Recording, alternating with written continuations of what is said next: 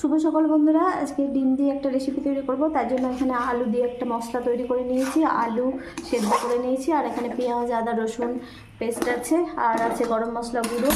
আর এই যেখানে আমি ডিমটা সেদ্ধ করে নিয়েছি, এখানে আমার রয়েছে 6টা ডিম। এরপরে আমি ডিমের রেসিপিটা তোমাদের সঙ্গে শেয়ার করছি বন্ধুরা একটু পরে। সেদ্ধটা আমার মাখা হয়ে গেছে, আর এইদিকে আমি ব্যাটারটা রেডি করে নিয়েছি, ময়দা আর এখানে গোলমরিচ গুঁড়ো দিয়ে নিয়েছি, আর এই যে এখানে নিয়ে নিয়েছি বেডক্রাম, আর এই যে আলু ডিমটা অর্ধেকটা করে কেটে নিয়েছি। এরপরে আমি এখানে তেলে ভাজতেও দিয়ে দিয়েছি। তেলে ভাজা হয়ে গেলে বন্ধুরা আমি তোমাদের সঙ্গে ফিরে আসছি। রেসিপিটা প্রথমে গোল করে নেব বন্ধুরা, তার মধ্যে একটু গর্ত করে নেব।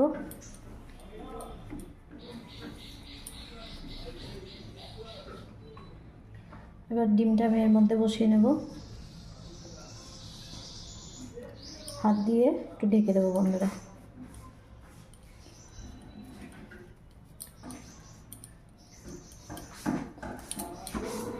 এরপর আমি এর মধ্যে কোট করে নেব।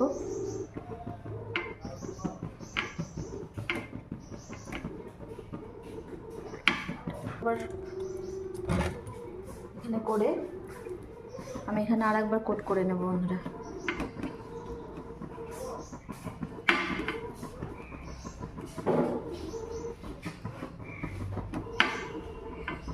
এরকম করে সমস্তটা করে নেব। দেখো হয়ে গেছে, এটা আমি তেলে ছাড়বো না, এটাও হয়ে গেছে। এরকমভাবে সমস্তগুলো আমি করে নেব।